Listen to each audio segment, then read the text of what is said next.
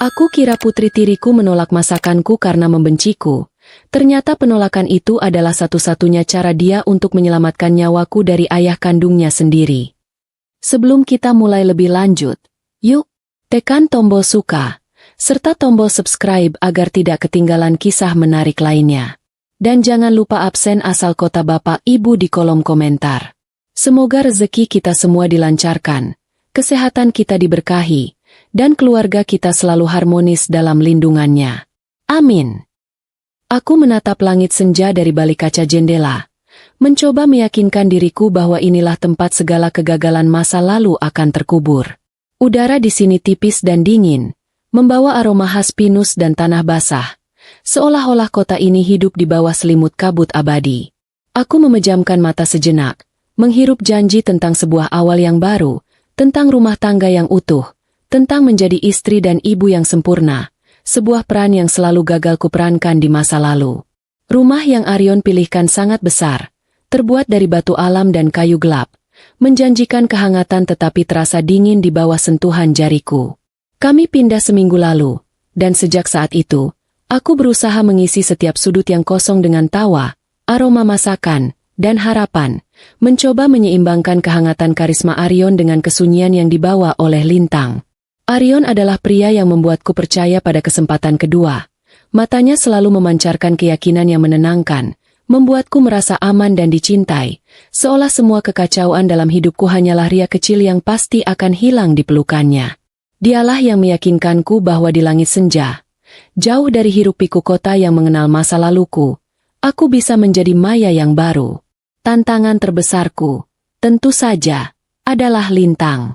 Lintang adalah putri Arion dari pernikahan sebelumnya, seorang gadis kecil berusia 7 tahun dengan mata bundar yang terlalu besar untuk wajahnya, dan tatapan yang selalu kosong.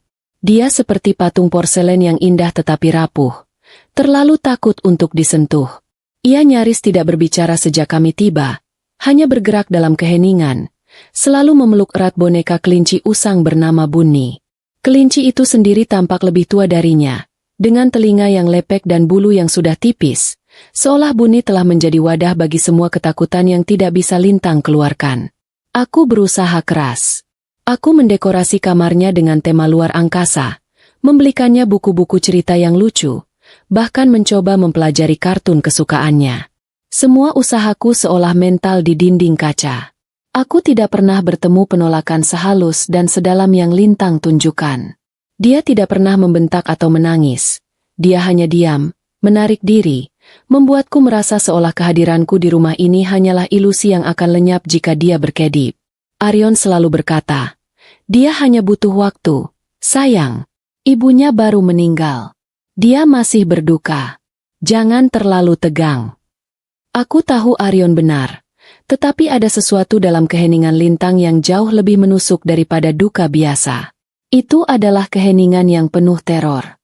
Makan malam-malam ini adalah upaya perdanaku untuk memecah kebekuan yang sudah seminggu kami rasakan.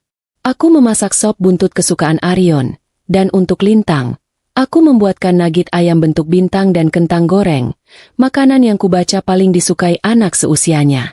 Aku menata meja makan dengan taplak linen terbaik, menyalakan lilin beraroma vanila, menciptakan suasana yang kupikir pantas disebut keluarga bahagia.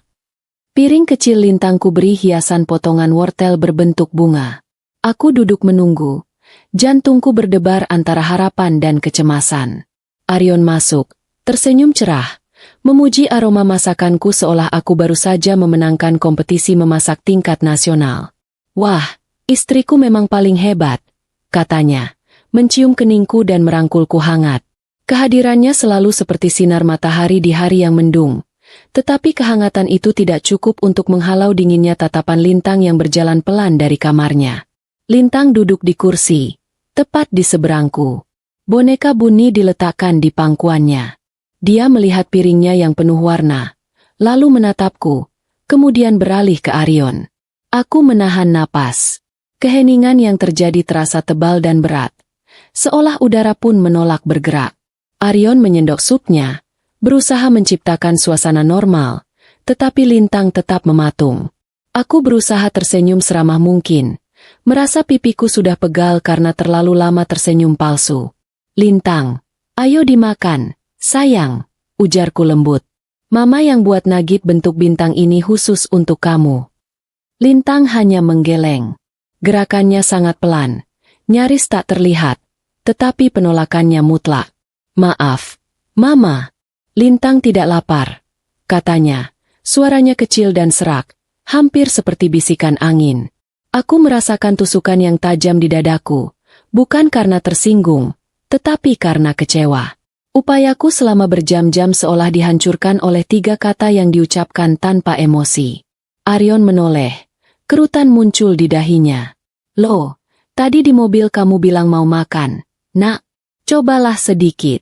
Masakan Mama Maya enak. Loh. Lintang hanya menunduk. Matanya terpaku pada nugget berbentuk bintang di piringnya. Seolah benda itu adalah racun berbahaya. Aku memutuskan untuk mencoba taktik yang lebih sederhana. Baiklah, kalau tidak mau nugget, mau Mama buatkan roti bakar saja? Atau sereal kesukaan anak-anak? Lintang menggeleng lagi. Kali ini lebih tegas. Tidak usah, Mama. Terima kasih. Aryon menghela napas, berusaha tetap sabar. Ia menatapku. Matanya memberi isyarat agar aku berhenti. Sudahlah. Sayang, dia hanya perlu menyesuaikan diri. Mungkin dia lelah. Aku mencoba tersenyum, tetapi senyum itu terasa seperti topeng yang retak. Aku harus menerima kenyataan bahwa makan malam pertama kami sebagai keluarga adalah kegagalan total. Setelah kami selesai makan, Lintang bangkit, membawa boneka buninya, dan kembali ke kamarnya tanpa mengucapkan sepatah kata pun. Piringnya masih utuh. Nugget bintangku tak tersentuh. Aku menatapnya, dan untuk pertama kalinya, aku merasa sedikit ingin tertawa. Hebat sekali usahaku ini, Yon, bisikku pada Aryon, mengumpulkan sisa-sisa harga diriku. Kupikir aku pantas mendapatkan penghargaan, ibu tiri terbaik yang masakannya ditolak paling sopan. Mungkin aku harus beralih profesi menjadi pembuat roti bakar saja. Aryon tertawa kecil. Mencium keningku lagi, meyakinkanku bahwa semuanya akan baik-baik saja. Malam itu, aku tidur dengan perasaan tidak nyaman yang menusuk, jauh lebih dalam daripada sekadar penolakan makanan. Aku terbangun di tengah malam, haus, dan memutuskan untuk turun ke dapur. Saat kakiku melangkah di lantai kayu, aku berhenti. Di ambang pintu kamar kami, di lorong yang gelap gulita, ada sebuah siluet kecil yang berdiri mematung. Itu Lintang. Dia berdiri menghadap lurus ke pintu kamar kami, memeluk Buni erat-erat, seolah-olah sedang berjaga di sebuah pos terdepan. Aku memanggil namanya dengan suara berbisik, takut membangunkan Aryon yang tidur pulas di sampingku. Lintang? Kamu kenapa? Sayang, mau minum? Lintang tidak berbalik. Bahunya menegang di bawah cahaya rembulan yang menembus jendela lorong. Aku melangkah mendekat. Dan sebelum aku sempat menyentuhnya, Lintang tiba-tiba berbalik, berlari kecil tanpa suara, dan masuk kembali ke kamarnya, menutup pintu dengan sangat pelan. Aku berdiri sendirian di lorong, bulu kuduku berdiri. Rasa hausku hilang seketika, digantikan oleh firasat dingin. Ini bukan hanya masalah anak yang berduka. Anak itu ketakutan, dan objek ketakutannya terasa sangat dekat. Begitu dekat sampai ia harus berdiri mengawasi pintu kamar orang tuanya. Aku kembali ke tempat tidur, tetapi mataku tetap terbuka lebar. Ada rahasia di rumah ini, dan rahasia itu bersembunyi di balik tatapan mata Lintang yang kosong. Keesokan paginya, aku bertekad untuk mendekati Lintang dari sudut yang berbeda, mengabaikan kecurigaan anehku semalam. Aku menyiapkan sarapan yang jauh lebih sederhana. Sereal berwarna-warni dan roti panggang yang sudah pasti tidak memerlukan sentuhan juru masakku. Aryon sudah rapi dengan kemeja kerjanya, membaca berita di ponsel. Lintang muncul, sudah mengenakan seragam sekolah barunya. Selamat pagi, Lintang. Ayo sarapan, Mama sudah buat sereal yang paling banyak bintangnya, kataku riang, berusaha menularkan semangat. Lintang berjalan ke meja makan, melihat sereal, melihat roti panggang, dan sekali lagi, menggeleng pelan. Maaf, Mama. Aku tidak lapar. Aku merasakan frustrasi menjalar, tetapi aku menahannya. Aku ingat pesan Arion untuk tidak memaksa. Lintang, kamu harus makan sesuatu sebelum sekolah. Nak, nanti di kelas bagaimana? Lintang tidak menjawab. Tatapannya tertuju pada keranjang buah di tengah meja. Gerakannya setelah itu sangat disengaja dan aneh. Dia berjalan perlahan ke keranjang buah, mengambil sebuah apel merah yang mengilap. Dia tidak langsung memakannya. Dia membawa apel itu ke wastafel dapur dan mencucinya. Dia mencuci apel itu dengan sangat teliti, menggosok setiap permukaan di bawah air mengalir, seolah sedang membersihkan kotoran yang tidak terlihat. Aku dan Arion hanya bisa mengamatinya dalam diam. Ini bukan sekadar kebiasaan bersih. Ini adalah ritual. Setelah puas, Lintang mengeringkan apel itu dengan tisu, kembali ke meja makan, dan mulai menggigitnya. Hanya itu yang dia makan. Sebuah apel utuh yang dicuci sendiri. Arion berdeham, mencoba mencairkan suasana. Tuh kan, dia makan makanan sehat. Jangan khawatir, sayang. Aku tidak bisa setuju. Itu tidak sehat. Itu adalah tanda ketakutan yang terpendam. Perasaan tidak nyaman yang menusukku semalam kembali hadir. Kini diselimuti lapisan kepastian. Lintang bukan hanya berduka, dia sedang berhati-hati. Siang harinya, aku mencoba lagi dengan sup ayam bening, makanan yang lembut dan bergizi yang seharusnya disukai semua orang. Aku memanggil Lintang dari kamarnya. Lintang, ayo makan siang dulu. Sup ayam ini enak sekali. Lintang datang. Wajahnya datar. Dia melihat panci sup. Dia melihat mangkuk yang sudah kusiapkan. Dan lagi-lagi, dia menggeleng. Aku benar-benar putus asa. Lintang, Mama mohon.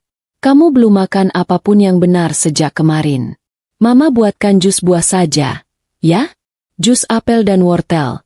Mama punya blender baru. Begitu aku menyebut kata blender, reaksi Lintang sungguh di luar dugaanku. Wajahnya berubah pucat pasi. Matanya terbelalak ngeri. Dia mundur selangkah seolah aku baru saja menawarinya sesuatu yang sangat mematikan. Tidak mau. Pekiknya. Suaranya bergetar hebat. Aku tidak mau. Dia berbalik dan berlari kencang kembali ke kamarnya, membanting pintu. Aku tertegun di dapur, menatap blender baru yang terbungkus rapi di sudut meja. Blender? Kenapa anak itu begitu takut pada suara blender? Atau lebih tepatnya, jus yang dibuat dengan blender? Aku segera menghubungi Arion di kantor, menceritakan semuanya dengan panik. Mas, ini sudah tidak wajar. Dia hanya mau makan apel yang dia cuci sendiri. Dia minum air mineral botol yang segelnya utuh. Tadi aku tawarkan jus. Dia lari ketakutan. Aku takut, Mas. Tanggapan Arion justru membuatku lebih tertekan. Suaranya terdengar jengkel dan meremehkan. Maya, kamu membuatnya tertekan. Sudah kubilang, beri dia waktu. Ibu kandungnya dulu juga sering diet aneh-aneh. Mungkin Lintang hanya meniru. Kamu terlalu tegang. Jadi dia ikut tegang. Santai saja. Jangan dipaksa. Telepon ditutup. Aku terduduk lemas di kursi. Arion menyalahkanku. Membuatku merasa aku adalah ibu tiri yang terlalu cemas dan berlebihan. Mungkin dia benar. Mungkin aku terlalu ingin cepat diterima. Malam itu, Arion pulang dengan wajah lelah, dan makan malam kembali terasa seperti neraka. Aku dan Arion makan dalam diam, sementara Lintang duduk di meja yang sama, meminum susu kotak UHT yang segelnya ia buka sendiri dengan susah payah. Di tengah keheningan, Arion berdeham. Sayang, besok aku harus keluar kota mendadak. Ada urusan proyek penting. Mungkin 2 atau 3 hari. Aku mengangguk pasrah. Ya, Mas, tidak apa-apa. Arion kemudian menoleh ke Lintang. Lintang, ayah pergi dulu. Ya, jangan nakal. Nurut sama Mama Maya. Arion bangkit, berpura-pura hendak mengambil minum. Saat melewati kursi Lintang, ia berhenti. Aku melihat Arion menunduk dan membisikkan sesuatu ke telinga anak itu. Bisikan itu sangat cepat. Aku tidak bisa mendengarnya, tetapi reaksi Lintang terjadi begitu cepat dan keras. Susu kotak yang sedang dipegangnya terlepas, tumpah membasahi lantai. Tubuh Lintang gemetar hebat, matanya terbelalak ngeri menatap lurus ke depan, seolah baru melihat hantu di belakangku. "Astaga, Lintang!" seru Arion. Nadanya terdengar sangat marah. "Kamu ini ceroboh sekali. Lihat, jadi kotor begini lantainya. Ambil lap." Aku segera bangkit mengambil lap, tetapi mataku terpaku pada Lintang. Anak itu tidak gemetar karena takut dimarahi menumpahkan susu. Dia gemetar ketakutan karena apa yang baru saja dibisikkan ayahnya. Aku membersihkan tumpahan susu itu, tetapi pikiranku berkecamuk. Tatapan yang Arion berikan pada Lintang bukanlah tatapan sayang seorang ayah yang lelah. Itu adalah tatapan ancaman. Aku sadar, ini bukan soal adaptasi. Ini adalah ketakutan. Ketakutan yang mencekik. Dan kepergian Arion keluar kota besok bukanlah kabar buruk. Itu adalah sebuah kesempatan. Kesempatan untuk mencari tahu apa yang sebenarnya disembunyikan Lintang. Pagi itu, aku mengantar Arion ke mobil. Aku memaksakan senyum saat mencium tangannya. Arion memelukku sedikit terlalu erat. "Jaga Lintang baik-baik. Ya, jangan terlalu tegang. Santai saja."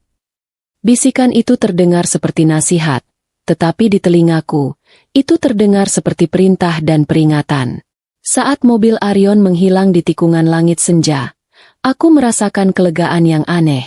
Kelegaan itu segera berganti dengan kecemasan yang lebih besar. Aku berbalik di ambang pintu. Lintang berdiri memeluk Buni. Wajahnya pucat seperti biasa.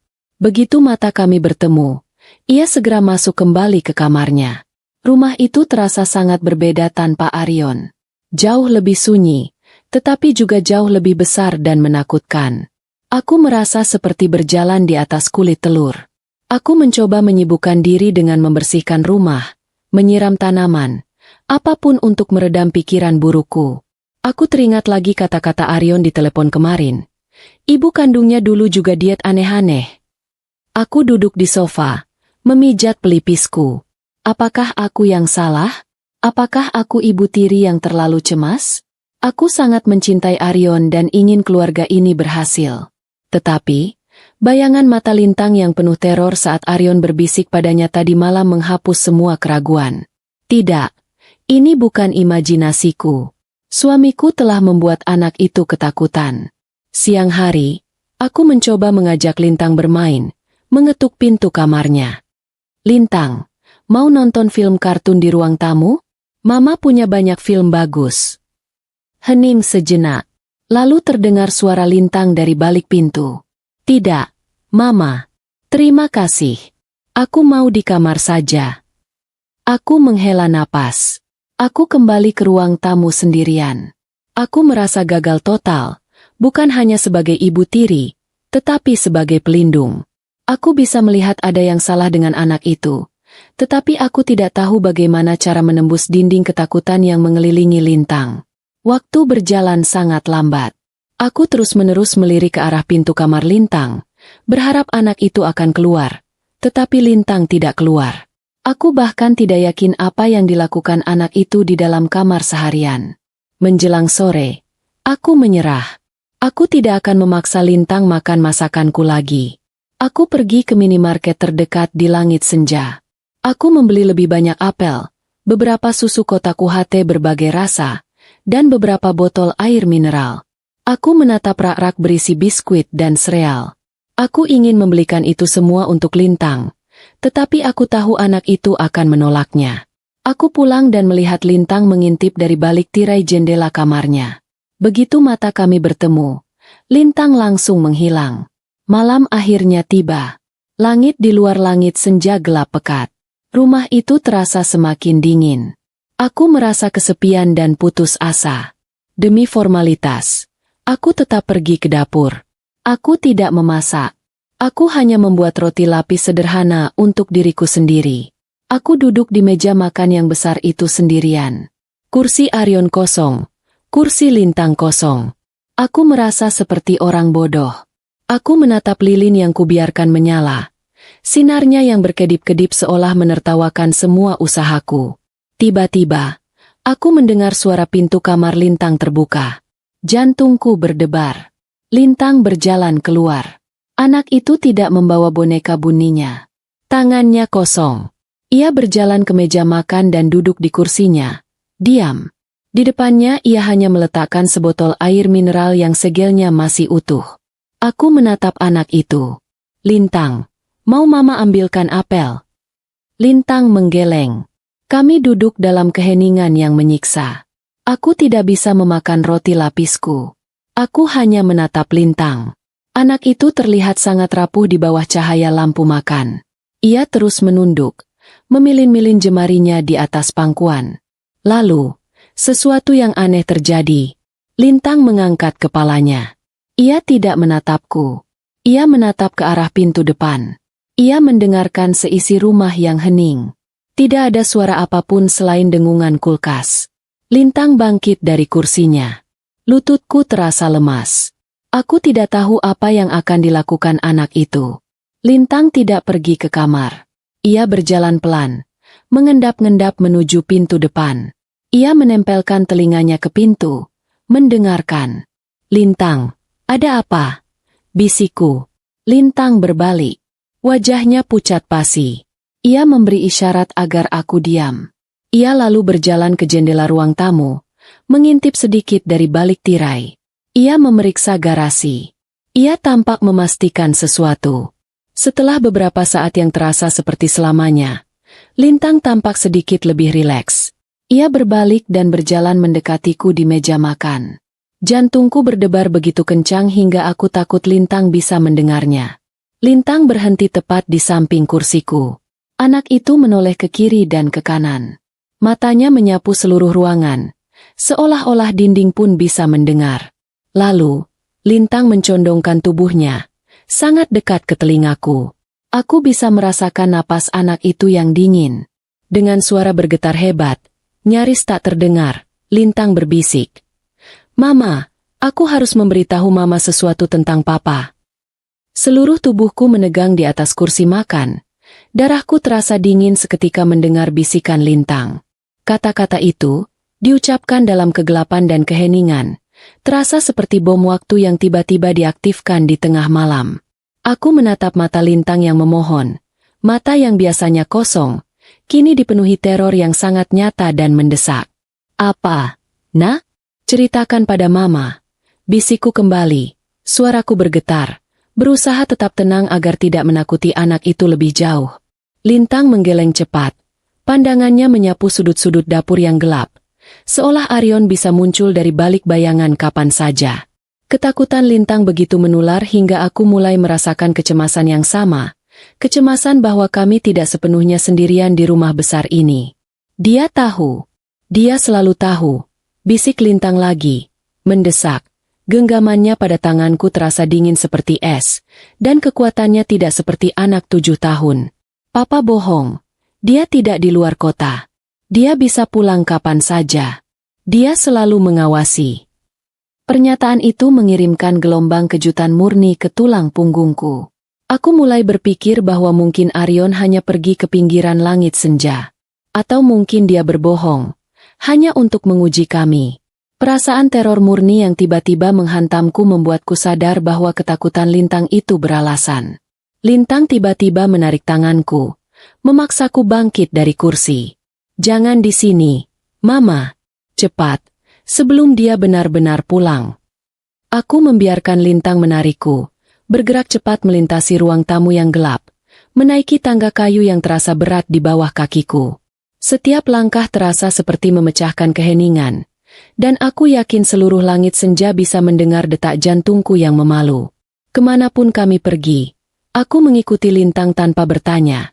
Instingku sebagai seorang ibu, sebagai seorang penyintas, mengambil alih. Aku tahu kami sedang berjalan menuju sebuah kebenaran yang akan mengubah hidupku selamanya. Kami berhenti di depan pintu kamar Lintang yang dihiasi stiker bintang. Anak itu tidak langsung masuk. Ia berhenti, menoleh ke belakang, menyusuri lorong gelap menuju kamar utama, kamar yang biasa kupakai tidur bersama Arion. Dia mendengarkan lagi, memastikan tidak ada suara lain selain napas kami berdua. Setelah yakin aman, Lintang membuka pintu kamarnya, menarikku masuk, dan segera mengunci pintu dari dalam. Suara, klik, kunci itu terdengar memekakan telinga di ruangan yang sunyi, seolah mengunci kami di dalam sebuah benteng yang rapuh. Kamar Lintang terasa seperti tempat perlindungan yang tidak seharusnya, didekorasi dengan penuh sukacita, kini diselimuti aura rahasia gelap. Lampu tidur berbentuk bintang masih menyala, menebarkan cahaya temaram. Lintang tidak membuang waktu. Ia melepaskan tanganku dan bergegas ke tempat tidurnya. Di atas bantal, tergeletak boneka Buni Usang, boneka yang sama yang selalu dipeluknya. Selama ini, aku mengira itu hanyalah kenang-kenangan biasa dari ibu kandungnya. Aku salah besar. Lintang memegang boneka itu, tangannya gemetar hebat, dan matanya penuh air mata. "Mama, bantu aku," cicitnya. Jahitannya di belakang leher. Mama Alisa yang suruh aku ingat itu. Aku mendekat. Tanganku sendiri gemetar. Aku meraba bagian belakang leher boneka Buni yang sudah kusam itu. Benar saja, di antara bulu-bulu yang sudah menipis, aku merasakan jahitan yang terasa berbeda, lebih kasar, seolah-olah dijahit kembali dengan tergesa-gesa. "Apa Mama boleh merobeknya?" Tanyaku ragu. Tidak yakin bagaimana cara bertanya yang benar tentang merobek benda kesayangan seorang anak. "Robek saja, Mama." "Cepat," desak Lintang. Aku menelan ludah. Aku mencari alat. Di meja belajar Lintang, aku menemukan gunting kecil bermotif bunga yang baru kubelikan. Aku harus melakukan operasi darurat pada boneka. Pikirku sedikit geli di tengah ketegangan yang mencekik. Baiklah. Ini mungkin kali pertama aku melakukan bedah minor pada benda mati. Sedikit humor kecil itu membantuku meredakan getaran di tanganku. Dengan hati-hati, aku mulai menggunting benang jahitan di leher boneka itu. Tanganku masih gemetar, membuatku kesulitan, tetapi aku memaksakan diri untuk fokus. Lintang berdiri di sampingku, menggigit bibirnya begitu keras hingga aku takut bibirnya akan berdarah. "Cepat, Mama," desaknya lagi. Aku berhasil membuka jahitan itu. Sebuah lubang kecil menganga di leher Buni. Aku merogoh ke dalam. Jari-jariku menyentuh sesuatu yang keras dan dingin di antara isian dakron yang lembut. Bukan isian boneka. Aku menariknya keluar. Sebuah kantong plastik kecil jenis kantong klip obat yang dibungkus rapat dengan selotip bening, membuatnya kedap air. Lintang dan aku sama-sama menahan napas. Aku meletakkan boneka dan gunting itu. Kantong plastik itu terasa berat di tanganku, menyimpan beban yang jauh lebih besar dari ukurannya. Di dalamnya, ada dua benda, sebuah flash drive kecil berwarna hitam dan beberapa lembar foto Polaroid yang dilipat rapi. Lintang menunjuk kantong itu. "Buka, Mama. Buka fotonya dulu." Dengan susah payah, aku membuka selotip yang lengket itu. Aku mengeluarkan lipatan foto. Foto pertama membuatku tersenyum sedih. Itu adalah foto Arion dan seorang wanita cantik yang mirip Lintang. Mereka sedang di pantai, tertawa bahagia. Wanita itu tampak sehat, penuh kehidupan. "Ini pasti Alisa." "Itu Mama Alisa," bisik Lintang, menunjuk wanita itu. "Waktu aku umur 6 tahun, sebelum kami pindah rumah." Aku beralih ke foto kedua. Foto ini diambil di dalam ruangan. Alisa sedang duduk di sofa, terlihat sedikit lebih kurus. Senyumnya ada, tetapi matanya tampak lelah. Arion duduk di sampingnya, tersenyum ke kamera. Perubahan itu halus, tetapi terlihat. Lalu, aku melihat foto ketiga. Napasku tercekat di tenggorokanku. Ini bukan foto keluarga biasa. Ini seperti adegan dari film horor. Foto itu sedikit buram, seolah diambil dengan tangan gemetar dalam cahaya redup. Alisa terbaring di tempat tidur, tetapi itu bukan lagi wanita cantik di foto pertama. Sosok di tempat tidur itu kurus, kering, seperti tengkorak yang berbalut kulit. Matanya terbelalak menatap lurus ke depan dengan ekspresi teror murni yang membeku. Dan di samping tempat tidur, ada tangan seorang pria. Tangan itu memegang segelas cairan keruh, menyodorkannya ke bibir Alisa. Di jari manis tangan itu melingkar sebuah cincin kawin. Aku mengenal cincin itu. Cincin yang sama persis dengan yang dipakai Arion setiap hari. Ya Tuhan, desisku, tubuhku mendingin. Aku menjatuhkan foto itu seolah benda itu membakarku. Mama Alisa tidak sakit. Suara Lintang terdengar datar tanpa emosi. Seolah ia telah menceritakan ini ribuan kali di kepalanya. Semua orang bilang mama sakit. Dokter bilang mama sakit. Tapi mama tidak sakit. Lintang mengambil foto terakhir itu dari lantai. Matanya menatap lurus ke mata ibunya yang terekam dalam gambar. Papa yang membuatnya sakit, lanjut Lintang. Papa memberinya obat setiap hari. Di dalam susu, di dalam jus. Papa bilang itu vitamin biar cepat sembuh. Aku terhuyung mundur. Aku menabrak dinding. Kakiku lemas. Aku teringat Lintang yang menolak sereal dan makanan olahan. Aku teringat Lintang yang histeris saat aku menawarkan jus blender. Aku teringat Lintang yang hanya mau minum dari botol yang disegelnya sendiri. Papa bilang, kalau aku cerita ke siapa-siapa, dia akan memberikan obat yang sama ke aku. Kata Lintang, suaranya kini pecah oleh tangis yang tertahan. Aku menatap flash drive hitam yang masih tergeletak di atas tempat tidur. Bukti kedua, Lintang. Apa isi flash drive itu? Tanyaku. Suaraku nyaris tak terdengar. Lintang menatap flash drive itu dengan ketakutan yang sama. Aku tidak tahu. Mama Alisa menyuruhku mengambilnya dari laci papa dan menyembunyikannya. Dia bilang, kalau papa memberimu obat, lari. Bawa ini. Cari orang baik. Aku menatap gadis kecil di depanku. Gadis kecil yang telah hidup dalam neraka sendirian. Selama seminggu terakhir, dia tidak sedang beradaptasi. Dia sedang berusaha melindungiku. Aku meraih Lintang, memeluk anak itu erat-erat. Kamu sudah menemukan orang baik itu, sayang. Bisikku, air mataku mengalir deras. Kamu aman sekarang. Mama tidak akan biarkan dia menyentuhmu. Syokku berubah menjadi kemarahan yang dingin. Aku melepaskan pelukan, menatap flash drive itu dengan tatapan mengeras. Lintang sudah benar. Ibunya tidak sakit. Ibunya dibunuh. Dan pembunuhnya adalah Arion, suamiku. Kita harus lihat isinya sekarang, ujarku. Kali ini suaraku tidak lagi gemetar. Suaraku dingin, datar, dan penuh tekad. Aku mengambil napas dalam-dalam, menatap flash drive hitam di tanganku yang terasa berat seperti menyimpan beban seluruh dunia. Di tengah syok yang masih melumpuhkan, pikiranku mulai bekerja dengan kecepatan yang dingin dan jernih. Kami harus melihat isinya, dan untuk itu, aku butuh laptopku yang tergeletak di ruang tamu, lantai bawah, terlalu dekat dengan pintu depan. Laptop mama di mana? Tanyaku. Suaraku kini berbisik tajam dan penuh perhitungan. Lintang yang masih gemetar, tampak berpikir. Tadi mama pakai di ruang tamu. Sarafku langsung menegang. Ruang tamu. Terbuka. Terlalu dekat dengan jalanan. Itu tempat yang paling berbahaya di rumah ini. Lintang langsung panik. Menarik-narik ujung bajuku. Jangan ke sana, Mama. Jangan tinggalin aku. Nanti Papa datang. Papa bisa melihat dari jendela. Aku memegang kedua bahu mungil Lintang, mencoba menenangkan teror yang kurasakan bersama. Lintang, dengarkan Mama. Mama harus ambil laptop itu. Kita harus lihat apa lagi yang ada di flash drive ini. Ini satu-satunya bukti kita. Mama janji. Mama akan lari secepat kilat. Kamu kunci pintunya dari dalam. Jangan buka untuk siapapun selain Mama. Mengerti? Mata Lintang yang basah kuyup menatapku, mencari kepastian. Dia mengangguk. Ada percikan keberanian di matanya, mencerminkan tekad baruku.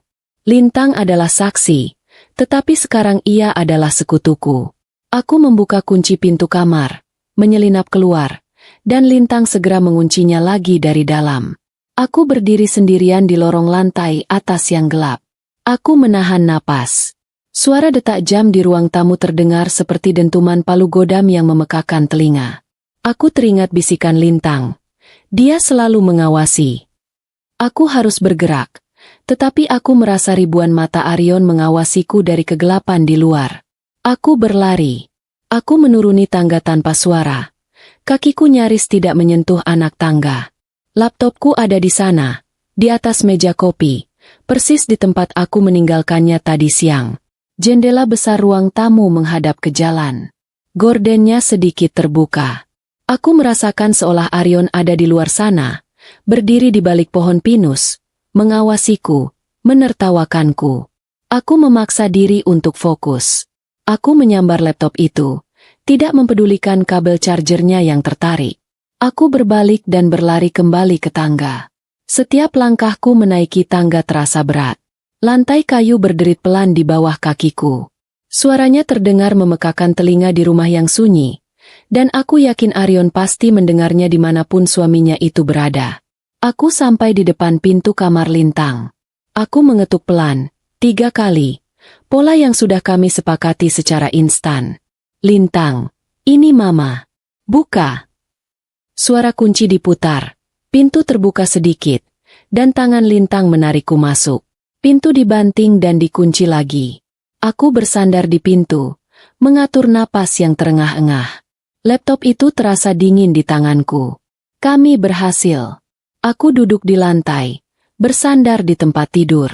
Lintang duduk meringkuk di sampingku, memeluk boneka Bunny yang sudah robek itu. Cahaya dari layar laptop menerangi wajah kami yang tegang. Suara startup sistem yang biasanya ramah kini terdengar mengerikan, seolah mengumumkan malapetaka. Aku segera mengecilkan volume. Tanganku gemetar saat memasukkan flash drive hitam itu ke port USB. Sebuah drive baru muncul di layar. Isinya hanya beberapa file video dan 1 folder. Nama file-filenya diberi nama aneh. Dapur 01 MP4. Kamar Mama Alisa 01 MP4. Dapur 02 MP4. Aku menelan ludah. Lintang, mungkin kamu tidak usah lihat ini, ujarku, berusaha melindungi matanya. Aku harus, kata Lintang, suaranya tegas. Aku harus tahu Mama Alisa benar. Aku mengklik file pertama. Dapur 01 MP4. Video itu terbuka. Gambarnya agak buram. Diambil dari sudut tinggi. Aku menduga itu adalah kamera pengawas di dapur rumah lama mereka, tempat yang sering diceritakan Arion. Lalu, Arion masuk ke dalam bidikan kamera. Jantungku mencelos. Itu Arion, tersenyum kecil, bersenandung pelan. Dia terlihat santai. Persis seperti Arion yang kukenal setiap pagi.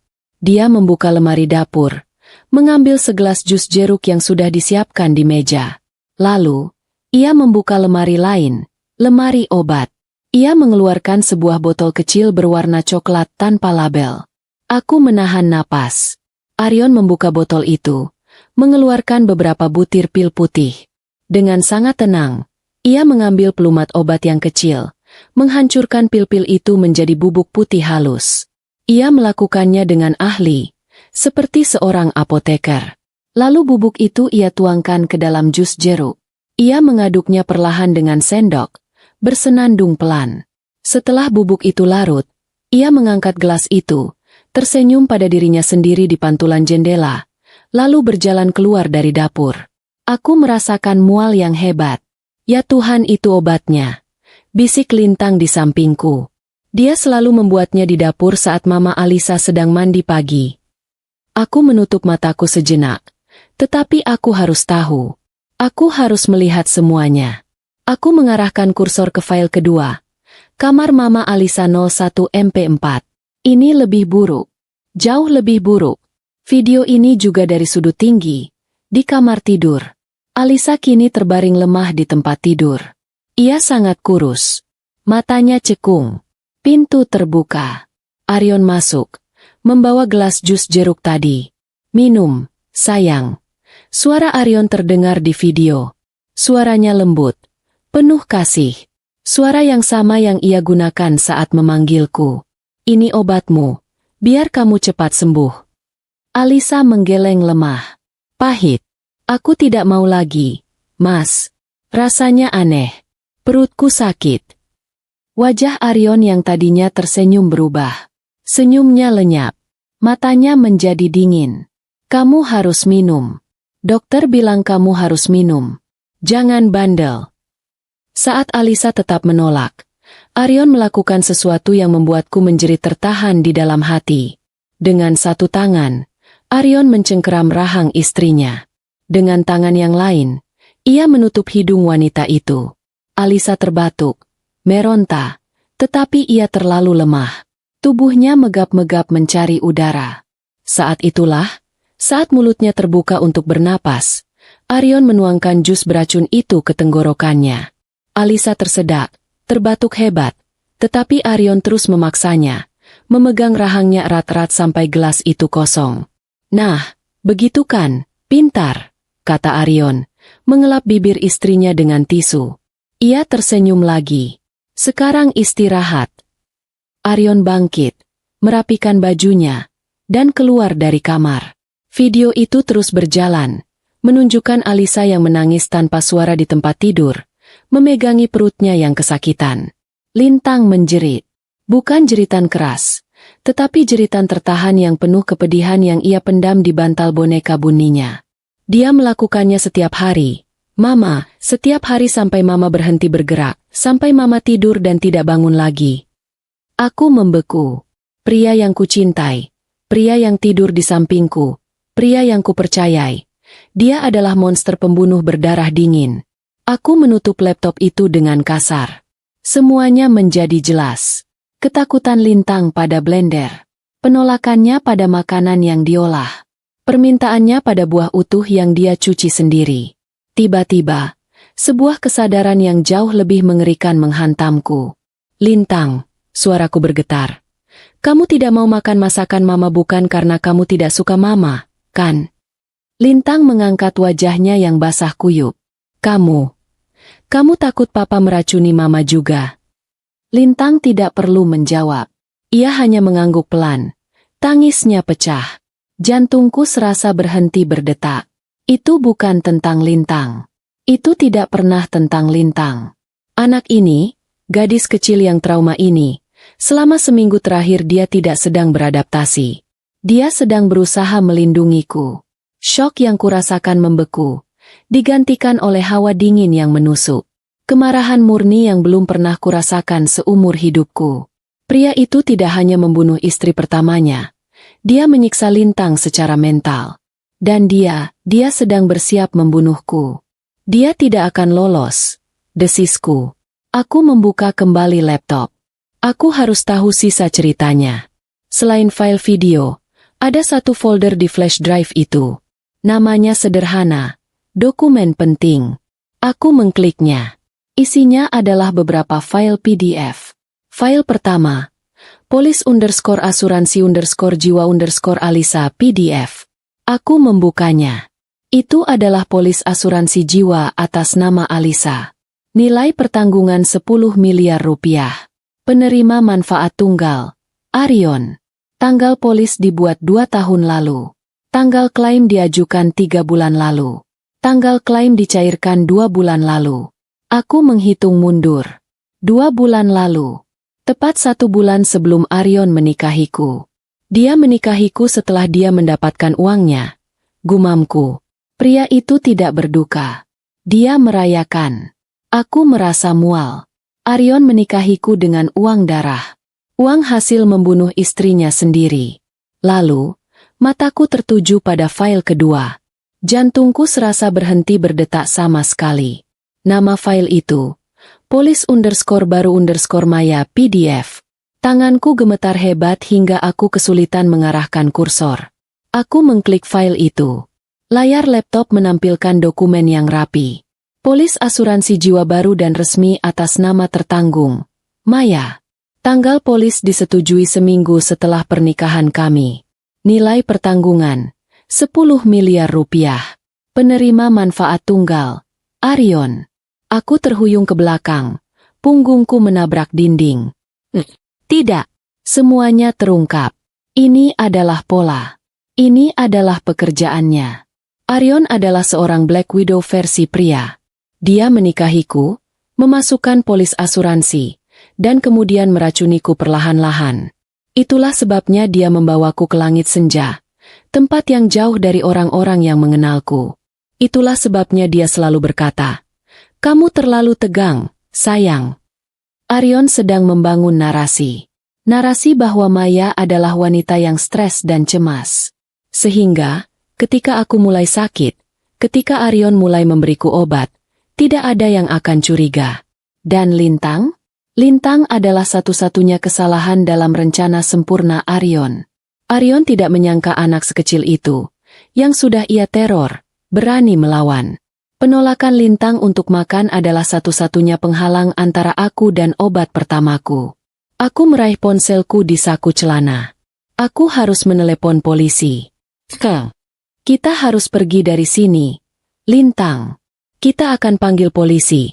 Kataku, suaraku mantap, mengalahkan rasa takut yang menusuk-nusuk perutku.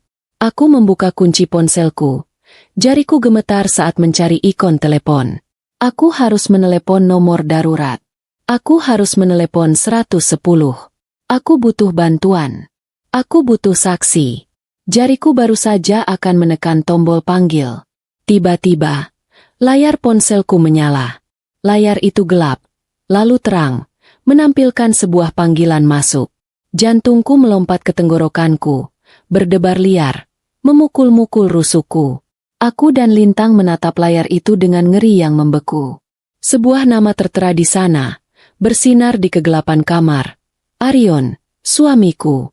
Pria itu menelepon. Saat ini juga, Lintang yang melihat nama itu menjerit tanpa suara. Kedua tangannya menutup mulutnya rapat-rapat. Aku membeku. Ponsel itu bergetar hebat di tanganku. Terasa seperti bom waktu yang siap meledak di genggamanku. Arion tidak di luar kota. Aku yakin itu. Dia pasti ada di dekat sini. Mungkin dia di luar rumah. Mungkin dia sudah tahu. Ponsel itu terus bergetar di tanganku. Nama Arion bersinar di layar seperti mata iblis yang menatap kami dalam gelap langit senja. Getaran itu berhenti. Layar ponsel kembali gelap. Aku dan Lintang membeku dalam keheningan, menunggu apa yang akan terjadi selanjutnya. Aku menekan tombol merah di samping ponselku, mematikan dering dan getar. Aku tidak akan membiarkan pria itu meneror kami lebih jauh. Dia tidak di luar kota. Bisikku lebih pada diriku sendiri. Dia berbohong. Perjalanan dinas itu adalah alibi. Dan telepon tadi, itu adalah uji coba. Dia menelepon untuk memeriksa. Mungkin untuk mendengar suaraku yang panik, atau untuk memastikan aku ada di rumah, siap untuk obat pertamaku. Lintang. Kataku, suaraku kini setajam baja. Aku meraih wajah mungilnya dengan kedua tanganku. Kita tidak punya banyak waktu. Mama akan menelepon polisi, tapi bukan dari sini. Apapun yang terjadi, jangan bersuara. Tetap di sini. Lintang mengangguk. Matanya masih terbelalak ngeri, tetapi dia tidak menangis. Rasa trauma telah membuatnya menjadi pengamat yang diam dan penuh perhatian. Aku menarik napas dalam-dalam, mengabaikan panggilan tak terjawab dari Arion yang mulai menumpuk. Jariku bergerak cepat di layar. Aku tidak mau menelepon 110. Operator yang lambat, salah sambung, atau penjelasan yang terlalu rumit dalam kondisi panik. Semua itu terlalu berisiko. Aku teringat pada Pak Radit dan Bu Wulan, tetangga di seberang rumah. Pak Radit adalah pensiunan kepala kepolisian sektor Langit Senja. Dia pasti tahu nomor darurat langsung ke kantor polisi terdekat. Atau setidaknya, dia tahu cara berpikir kriminal sepertiku Arion. Yang terpenting, aku butuh saksi. Aku butuh orang lain yang berwibawa di rumah ini. Jariku menekan nomor Bu Wulan, istri Pak Radit, yang tersimpan di kontak. Aku menempelkan ponsel ke telingaku. 1 dering, 2 dering. Jantungku berdebar seirama dengan dering tunggu. Halo, Assalamualaikum, Maya? Suara Bu Wulan terdengar ramah, kontras dengan kegelapan yang kami hadapi. Waalaikumsalam, Bu Wulan. Bisikku cepat, mendesak. Tolong aku, Bu. Ini darurat. Sangat darurat. Tolong Ibu dan Pak Radit ke rumahku sekarang. Lewat pintu belakang saja. Jangan bersuara. Bawa ponsel Ibu. Cepat, Bu. Ya ampun, Maya. Ada apa? Kamu baik-baik saja. Suara Bu Wulan berubah cemas. Aku tidak bisa jelaskan di telepon. Bu, tolong. Ini menyangkut nyawa. Ini menyangkut Lintang. Cepat, Bu, aku mohon. Ada keheningan sejenak. Aku yakin Bu Wulan bisa mendengar kepanikan yang tulus dalam bisikanku. Baik, Maya. Kami ke sana sekarang. Ujar Bu Wulan dengan nada yang lebih serius. Telepon ditutup. Aku tidak membuang waktu. Aku membuka laptopku lagi. Aku harus menyalin bukti itu. Aku mengambil flash drive cadangan dari tas laptopku. Tanganku gemetar saat menyalin file-file video dan dokumen asuransi itu. Proses penyalinan terasa berjalan seperti selamanya. Ayo, cepat, gumamku. Mama, cicit Lintang, menunjuk ke jendela. Aku mengangkat kepalaku. Di luar jendela kamar Lintang, di seberang jalan, di bawah lampu jalan yang remang-remang, sebuah mobil terparkir. Mobil itu familiar. Itu sedan hitam milik Arion. Jantungku serasa jatuh ke perutku. Dia di luar. Dia sudah di sini. Pria itu tidak menelepon dari luar kota. Dia menelepon dari seberang jalan, mengawasi rumah, mengawasi jendela kamar Lintang. Ponselku bergetar lagi di saku. Panggilan dari Arion. Jangan dijawab. Desisku. Aku menekan tombol tolak. Proses penyalinan selesai. Aku mencabut kedua flash drive itu.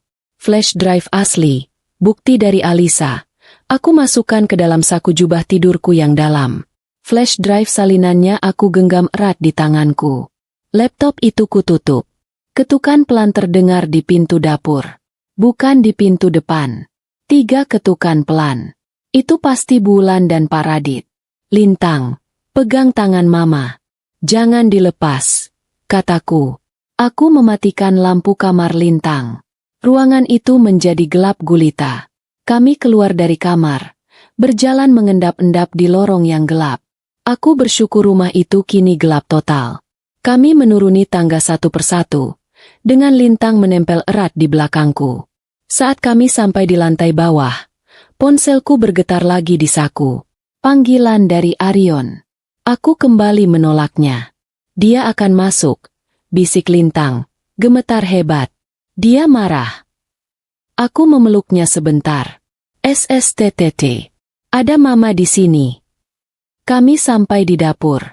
Aku mengintip dari jendela kecil di pintu dapur. Sosok Pak Radit yang besar dan Bu Wulan yang cemas terlihat di luar. Aku segera membuka kunci pintu dapur pelan-pelan. Ada apa, Maya?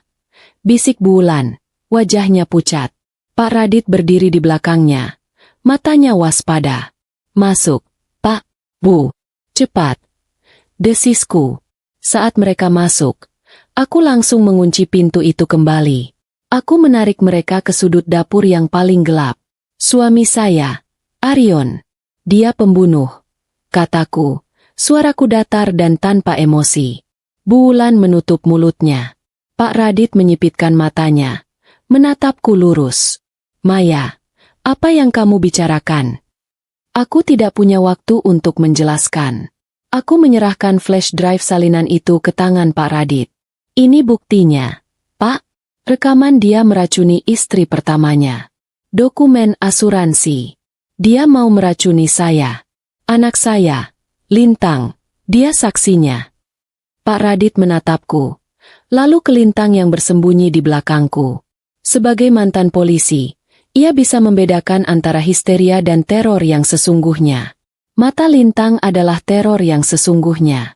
Arion ada di luar, lanjutku.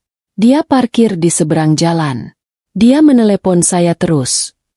Pak Radit mengangguk sekali. Wulan. Bawa Maya dan Lintang ke kamar mandi belakang. Kunci pintunya. Jangan keluar apapun yang terjadi. Bapak mau kemana? Tanya Bu Wulan panik. Aku akan menelepon anak buahku di kantor polisi. Mereka harus menangkap Basah. Kata Pak Radit. Serahkan ponselmu. Maya. Biar dia menelepon ke sini. Kita butuh dia masuk rumah.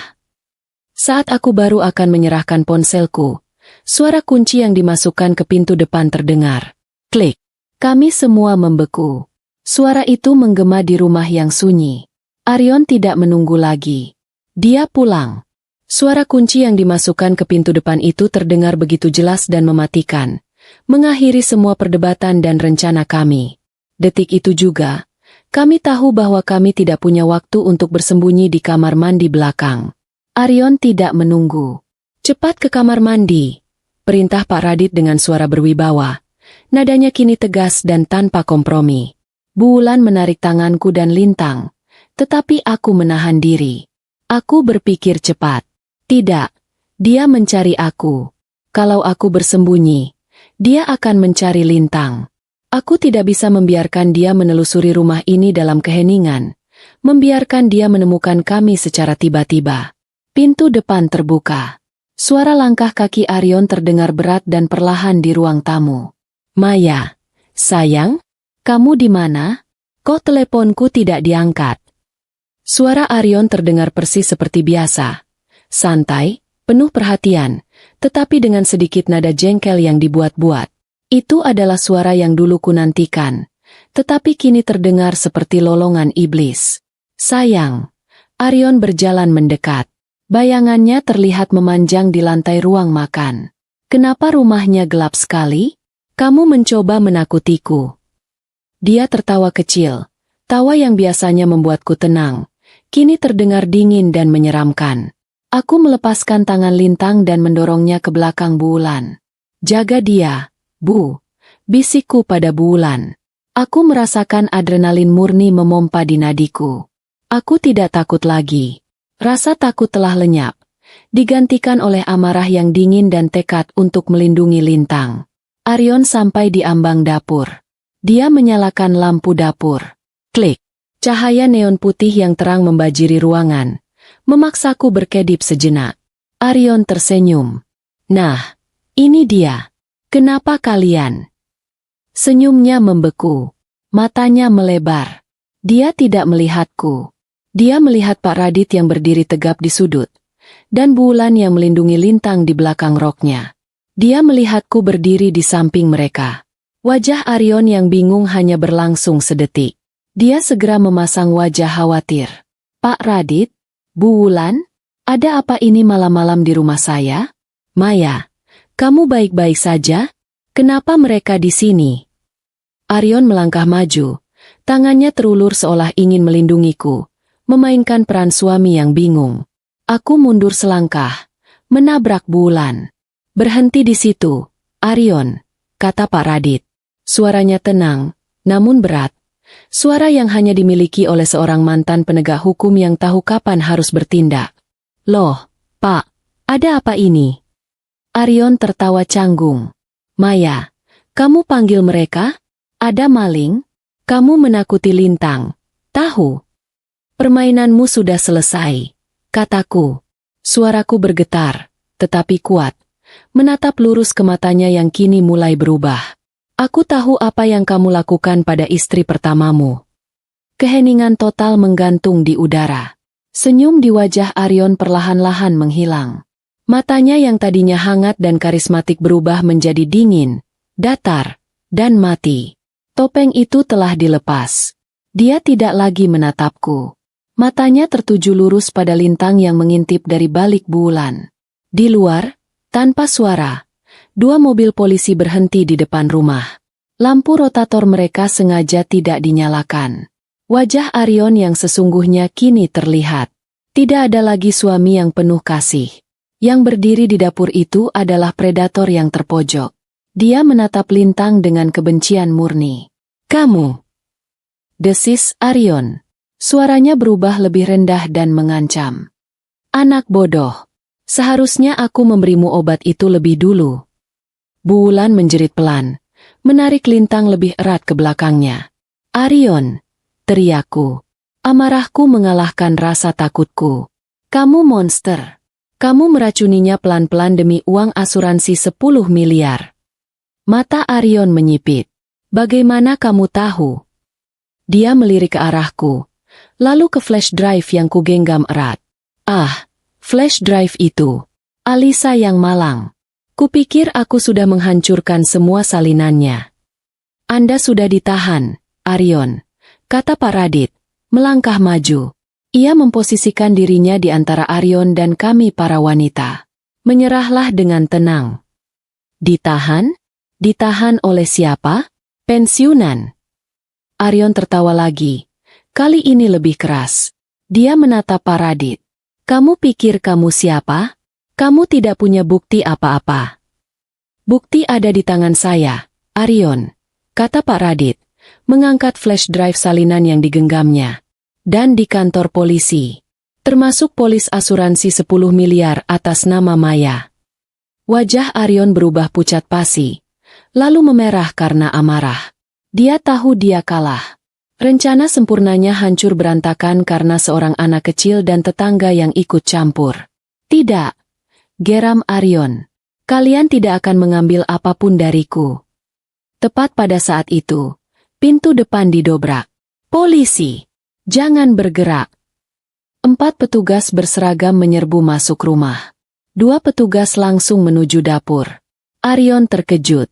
Dia terpojok, tangan di atas kepala. Sekarang, bentak seorang petugas. Aryon menatap petugas polisi, menatap Pak Radit, lalu menatapku. Matanya penuh kebencian.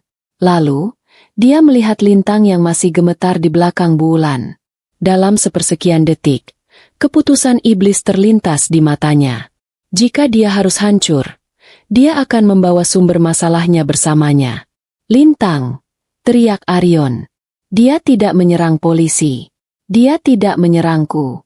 Dengan kekuatan yang tidak terduga, dia menerjang ke samping, melewati Pak Radit. Tangannya terulur bukan untuk memukul, tetapi untuk mencengkeram. Targetnya adalah lintang. Tidak, jeritku. Semua terjadi begitu cepat. Bulan menjerit dan mencoba menarik lintang. Pak Radit berbalik mencoba menghalangi, tetapi aku lebih cepat. Didorong oleh adrenalin murni dan amarah seorang ibu. Aku menerjang Aryon. Aku tidak peduli pada tubuh besarnya.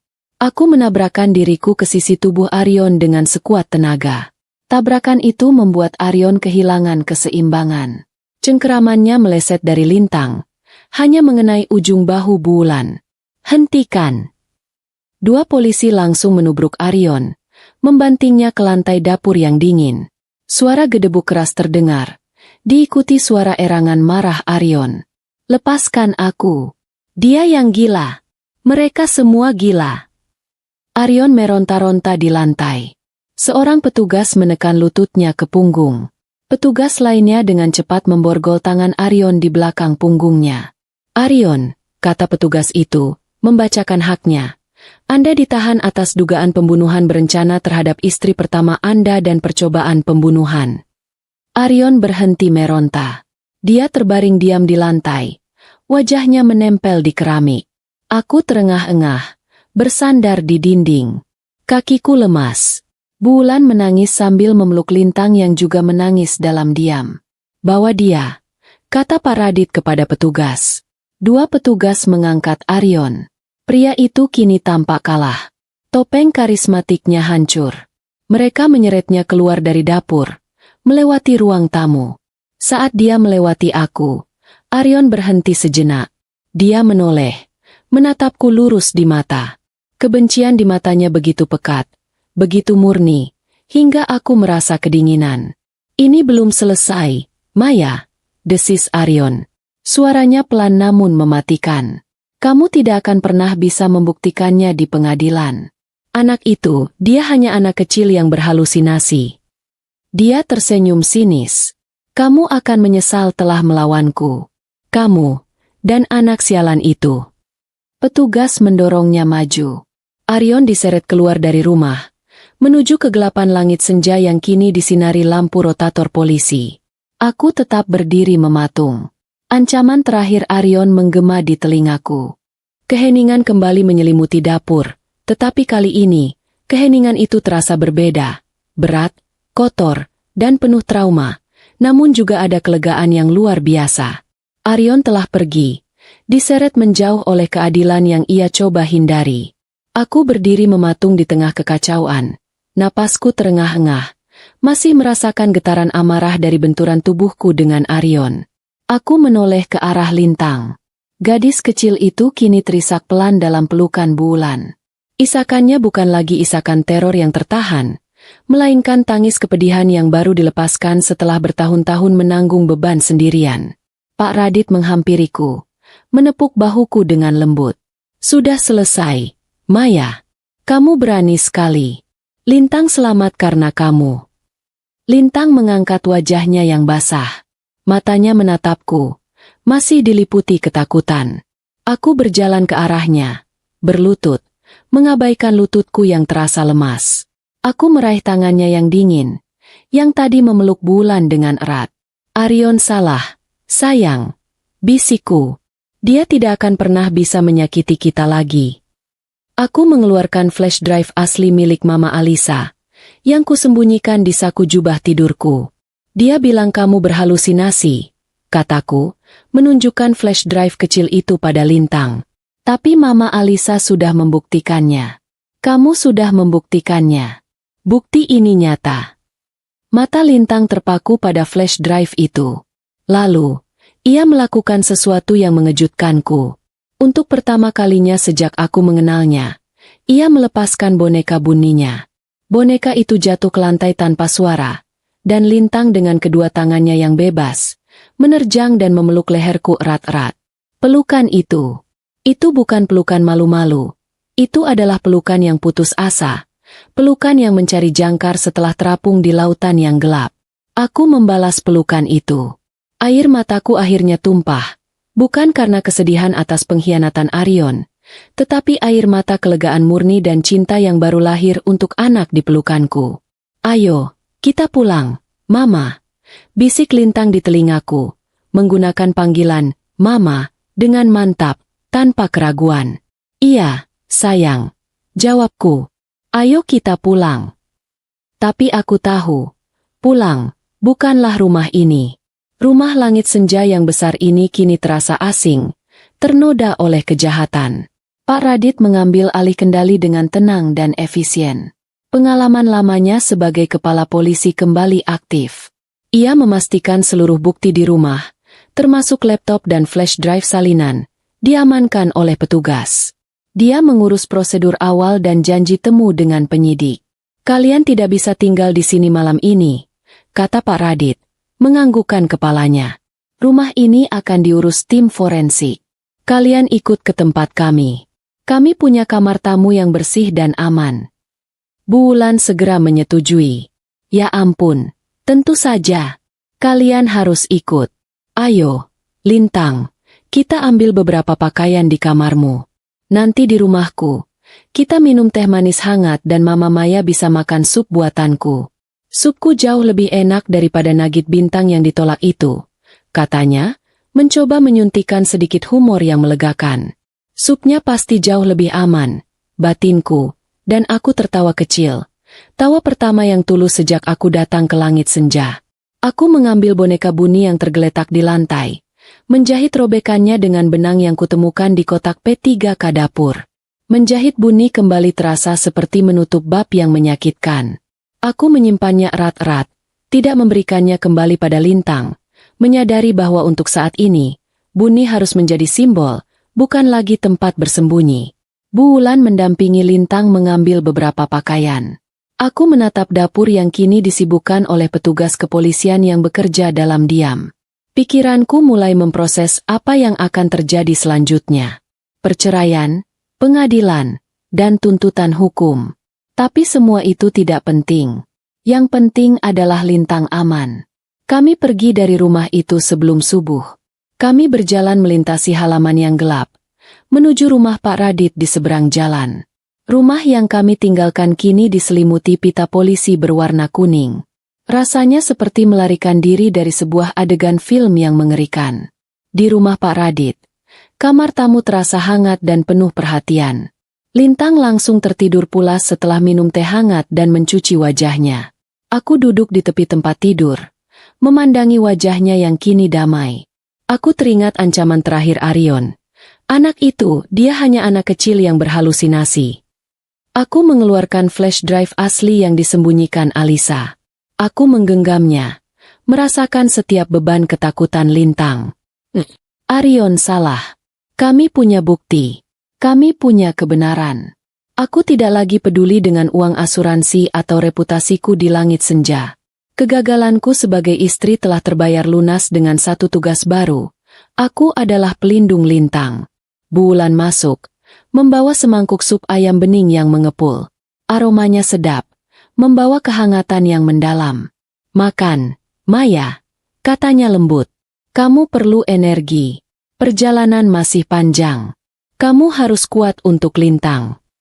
Aku menatap sup itu. Tidak ada ketakutan. Tidak ada keraguan.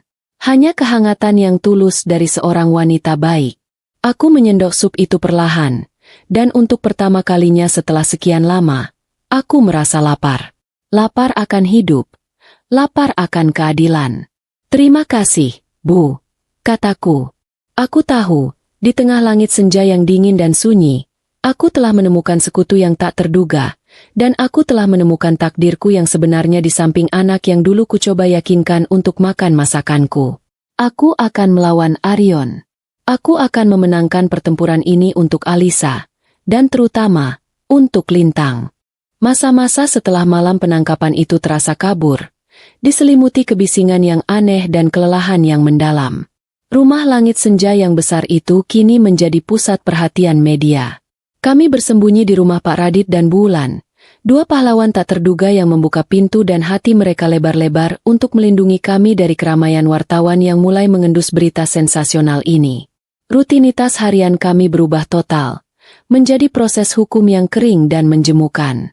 Aku harus bertemu dengan penyidik, jaksa penuntut, dan psikolog anak untuk Lintang. Setiap pertemuan terasa seperti harus mengupas lapisan trauma yang baru saja kukubur, menceritakan kembali kisah mengerikan tentang Arion dan video di flash drive itu. Lintang, meskipun kini lebih tenang, masih harus berjuang dengan bayang-bayang ketakutannya.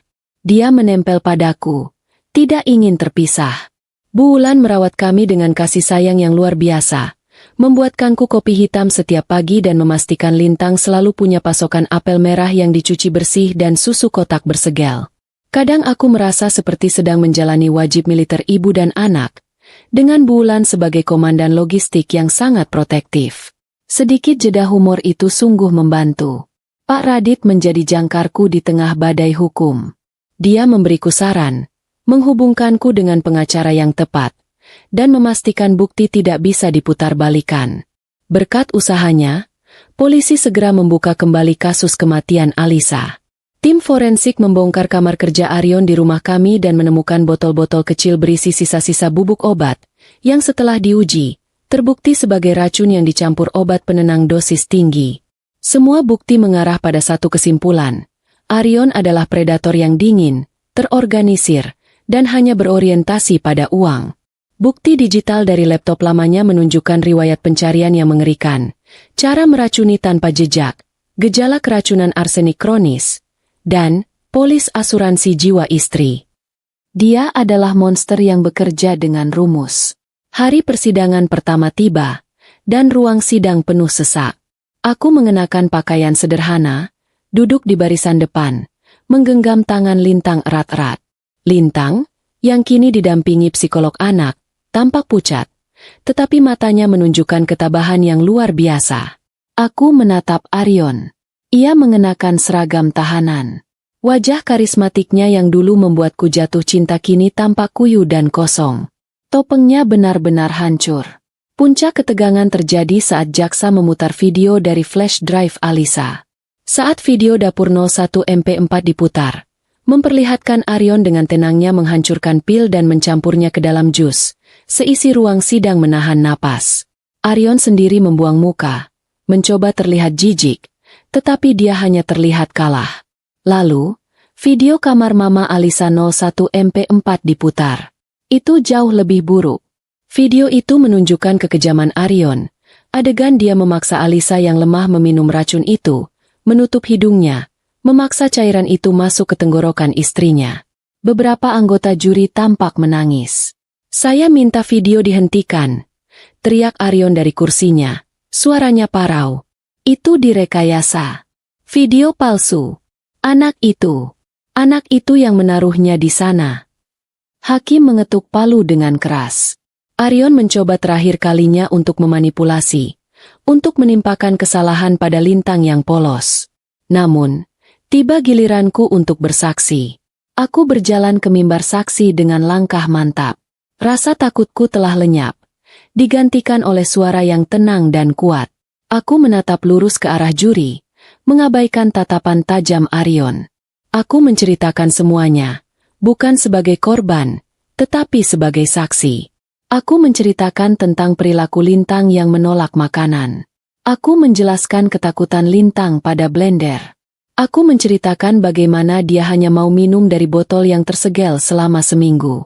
Anak ini, Lintang, tidak sedang beradaptasi, kataku. Suaraku bergetar namun kuat. Aku menunjuk Lintang yang duduk di barisan penonton. Dia sedang berusaha melindungi saya. Dia trauma melihat ayahnya meracuni ibunya dengan makanan dan minuman. Penolakannya untuk makan adalah caranya berteriak minta tolong. Dia takut saya akan menjadi korban berikutnya. Aku menjelaskan secara detail bagaimana Lintang hanya mau apel yang dicuci sendiri. Aku menjelaskan mengapa dia lari ketakutan ketika aku menyebut jus dan blender. Aku memberikan korelasi emosional yang kuat antara kebiasaan aneh Lintang dan metode pembunuhan Arion. Jaksa kemudian menunjukkan bukti terakhir yang tak terbantahkan. Polis asuransi jiwa atasku. Nilainya 10 miliar rupiah. Dibuat seminggu setelah pernikahan kami. Arion tidak bisa berkutik. Itu adalah pola. Itu adalah motif. Itu adalah sebuah bisnis berdarah. Kesaksian Lintang, yang dilakukan secara tertutup dengan didampingi psikolog anak, menguatkan segalanya. Lintang menceritakan bisikan-bisikan ayahnya, ancaman yang selalu mengintai. Terungkap pula di persidangan bahwa Arion terlilit hutang judi online dalam jumlah yang mengerikan. Uang asuransi Alisa sudah habis, dan polis atasku adalah rencana pelunasan hutang berikutnya. Vonis dibacakan seminggu kemudian. Hakim menyatakan Arion terbukti secara sah dan meyakinkan telah melakukan pembunuhan berencana terhadap Alisa dan percobaan pembunuhan berencana terhadapku. Atas perbuatannya, kata hakim dengan suara tegas, terdakwa Arion dijatuhi hukuman penjara seumur hidup tanpa kemungkinan pembebasan bersyarat. Palu diketuk. Arion terdiam. Dia tidak berteriak. Dia hanya menatapku dengan tatapan kosong, dingin, dan penuh kebencian. Aku memejamkan mata. Aku menarik napas dalam-dalam. Selesai. Semuanya sudah selesai. Perjuangan kami telah berakhir. Di luar ruang sidang, aku berjongkok di depan Lintang. Sudah berakhir, nak, bisikku. Kamu aman sekarang. Dia tidak akan pernah bisa menyakiti kita lagi. Di luar ruang sidang, aku berjongkok di depan Lintang. Air mata haru bercampur lega membasahi pipiku. Setelah mendengar vonis hakim, beban berat yang selama ini dipikul Lintang seolah terlepas. Untuk pertama kalinya, wajahnya tidak lagi pucat pasi. Ia terlihat lelah. Ya, tetapi ada warna alami yang kembali menghiasi pipinya, seolah kehidupan baru perlahan mengalir kembali ke dalam dirinya. Dia memelukku erat. Pelukan yang terasa seperti ikrar janji yang tak terucapkan, melampaui ikatan darah dan sekadar status ibu tiri. Pelukan itu adalah titik balik. Aku memeluknya kembali, merasakan tubuh kecilnya yang sudah terlalu lama tegang, kini terasa rileks. Itu adalah pelukan terlama yang pernah kami bagi. Pelukan yang merayakan kemenangan kecil kami melawan kejahatan besar. Masa-masa setelah vonis itu terasa seperti memulai lembaran buku yang baru dan bersih. Namun penuh hati-hati. Rumah langit senja yang besar itu, yang telah menjadi saksi bisu teror dan rencana jahat Arion, kini benar-benar harus kami tinggalkan. Rumah itu disita oleh bank untuk menutupi sebagian kecil dari hutang-hutang judi Arion yang menggunung. Aku tidak merasakan kehilangan apa-apa. Sebaliknya, aku merasa lega karena jejaknya telah dihapus. Aku bahkan tidak berani mengambil barang-barangku sendiri. Biarlah semua kenangan buruk itu terkubur bersama dinding-dinding batu dingin itu. Uang asuransi jiwa Alisa, yang coba dicuri oleh Arion, melalui proses hukum yang rumit, akhirnya dibekukan dan dialihkan sepenuhnya ke Lintang sebagai ahli waris yang sah. Uang itu disimpan aman di rekening wali amanat sampai Lintang cukup umur. Aku bersyukur. Setidaknya, pengorbanan Alisa tidak sia-sia, dan masa depan Lintang terjamin. Itu adalah sedikit keadilan finansial yang melengkapi keadilan hukum. Kami memutuskan untuk pindah jauh dari bayang-bayang langit senja. Dengan sisa tabunganku dan bantuan dana darurat yang diurus Pak Radit, kami menyewa sebuah apartemen kecil yang sederhana namun cerah di sisi lain kota, jauh dari kebisingan dan tatapan curiga. Apartemen itu hanya memiliki 2 kamar tidur, tetapi udaranya terasa ringan, dan dindingnya dicat dengan warna-warna cerah yang langsung membuatku merasa lebih hidup. Di sini, di tempat yang tidak memiliki kenangan tentang Arion, kami memulai pulang yang sesungguhnya. Kami berdua menjalani terapi trauma setiap minggu. Psikolog anak, seorang wanita lembut bernama Bu Anissa, banyak membantu kami. Dia mengatakan kemajuan kami sangat baik, terutama karena kami saling memiliki. Lintang, yang tadinya sangat pendiam, kini mulai bercerita. Dia bercerita tentang Mama Alisa yang lembut dan suka menyanyi, dan dia bercerita tentang betapa takutnya dia melihat Mama Alisa semakin hari semakin lemah. Bagian tersulit adalah meyakinkan Lintang bahwa makanan adalah nutrisi, bukan ancaman. Butuh waktu berbulan-bulan. Awalnya, dia hanya mau makan buah-buahan dan makanan kemasan yang kuambil langsung dari rak minimarket dan kubuka di depannya. Sedikit demi sedikit, dengan kesabaran bulan yang sering menelepon dan memberiku resep makanan Supraman, kami membuat kemajuan. Aku ingat hari di mana Lintang pertama kali berani mencoba makanan yang kumasak. Aku hanya membuat sup ayam bening, dengan kuah kaldu yang jernih, wortel, dan ayam yang direbus lama. Aku meletakkannya di depan Lintang. Aku tidak memaksanya. Aku hanya menyendok supku sendiri, berpura-pura santai. Lintang menatap sup itu lama sekali, lalu menatapku, matanya mencari kepastian. Aku tersenyum lembut. Lintang mengambil sendoknya. Dia tidak ragu seperti dulu, tetapi gerakannya masih hati-hati. Dia meniup kuahnya perlahan. Aku menahan napas. Dia menyuapkan sendok pertama ke mulutnya. Dia mengunyah perlahan, menelan, lalu matanya bertemu dengan mataku. Senyum kecil terbit di wajahnya. Enak, Mama, katanya. Bukan hanya enak, tetapi aman. Aku tersenyum. Air mataku menggenang.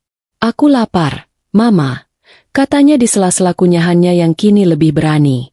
Itu adalah kata-kata paling indah yang pernah kudengar. Di hari itu, sup ayam bening bukan hanya makanan. Itu adalah obat. Itu adalah pemulihan. Itu adalah pengakuan penuh bahwa dia percaya padaku. Aku merasa seperti telah memenangkan kasus kedua.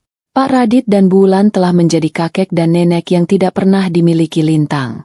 Mereka sering mengunjungi kami, membawa bekal masakan khas, dan Pak Radit selalu membawa cerita-cerita lucu tentang masa mudanya di kepolisian, cerita yang selalu membuat Lintang tertawa. Bulan, wanita yang sangat praktis, pernah meneleponku dan berkata, "Maya, kalau kamu buat sup lagi, jangan lupa bumbu rahasia, kasih cinta. Kalau dia tidak makan, biar aku saja yang makan." Memangnya aku tidak kasihan melihat kamu kurus kering karena ditolak masakan anak sendiri? Kata-kata konyol itu selalu memecah kebekuan dan membuatku merasa tidak sendirian. Setiap malam sebelum tidur, aku menjahit kembali boneka Bunny dengan benang yang lebih kuat dan rapi. Aku mencucinya, menghilangkan semua bau rumah langit senja. Lintang tidak lagi memeluk Bunny setiap saat. Boneka itu kini tergeletak di rak, menjadi kenang-kenangan yang dicintai, bukan lagi persembunyian yang ditakuti. 6 bulan berlalu. Suatu sore, Lintang pulang dari sekolah baru dengan wajah cerah. Ia meletakkan tasnya, dan tanpa disuruh, ia langsung mencuci tangan. Kami duduk di sofa, membahas pelajaran hari ini. Tiba-tiba, Lintang menoleh kerak, menatap boneka Bunny yang kuberikan kembali padanya. Bunny sudah bersih, jahitannya sudah rapi, dan matanya tampak bersinar di bawah cahaya lampu ruang tamu kami yang kecil. Lintang mengambil boneka itu, memeluknya sejenak, lalu meletakkannya kembali di rak, sedikit lebih jauh dari biasanya. "Mama," katanya, memegang tanganku. "Aku tidak perlu Bunny lagi sekarang." Aku menatapnya. "Kenapa, sayang?" Lintang tersenyum, Senyum tulus yang lebar dan percaya diri. Senyum yang tidak lagi dibayangi ketakutan. Kata Bu Anissa, "Buni itu adalah tempat aku menyimpan semua takutku. Tapi sekarang, aku sudah kasih tahu Mama semua. Aku sudah tidak takut. Dan sekarang, aku punya Mama." Aku menariknya dalam pelukan. Itu adalah momen pelepasan yang paling mengharukan. Buni telah melakukan tugasnya sebagai penjaga. Kini, giliran aku yang menjadi penjaga Lintang. Kami tidak hanya selamat, kami sedang tumbuh, kami sedang pulih, dan yang paling penting, kami sedang berbahagia. Di apartemen kecil itu, di bawah cahaya lampu sore yang hangat, kami akhirnya bisa menikmati makan malam kami. Bukan sebagai ibu tiri dan anak yang trauma, tetapi sebagai ibu dan anak, sebagai keluarga baru yang sesungguhnya. 10 tahun adalah waktu yang sangat lama.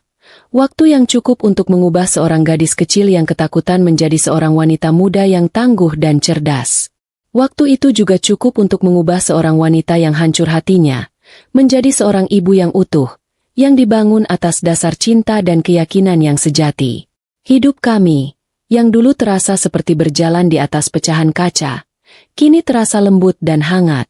Di sebuah dapur kecil yang bermandikan cahaya matahari sore, aroma bumbu rendang yang kaya berbaur dengan wangi melati dari pot kecil di balkon kami. Aku, yang rambutnya kini mulai diselingi 1-2 uban halus di balik jilbab sederhanaku, tersenyum saat Lintang mencicipi kuah santan yang mengental di wajan. Lintang sudah kukenal sebagai kakak, panggilan sayang yang tercipta seiring ia beranjak remaja dan kini tumbuh menjadi rekan masak yang kritis. "Gimana, Kak?" tanyaku. Aku menahan napas, menantikan vonis dari lidah mahasiswi ini. Lintang, yang kini berusia 19 tahun dan mengambil jurusan psikologi, menutup matanya sejenak, mengevaluasi rasa dengan serius seperti juri masak profesional. Melihatnya begitu percaya diri dan fokus, adalah hadiah terbesar yang kuterima setelah semua ketakutan yang kulewati. Kurang garam sedikit, MA, katanya. Matanya terbuka, mengeluarkan penilaiannya. Dan mungkin sedikit asam kandis lagi, biar nendang. Aku tertawa. Lihat siapa yang sekarang jadi koki utama di rumah ini. Padahal dulu, Mama cuma berharap kamu mau makan sup ayam buatan Mama. Lintang tersenyum lebar dan percaya diri, sebuah senyum yang dulu mustahil. Tak ada lagi jejak gadis kecil pucat yang hanya mau menggigit apel. Itu kan strategi, MA, candanya. Strategi biar Mama tahu kalau Mama punya anak perempuan yang jenius dan teliti. Kami tertawa bersama. Kehidupan kami kini penuh dengan tawa, penuh dengan aroma masakan, dan jauh dari bayang-bayang ketakutan.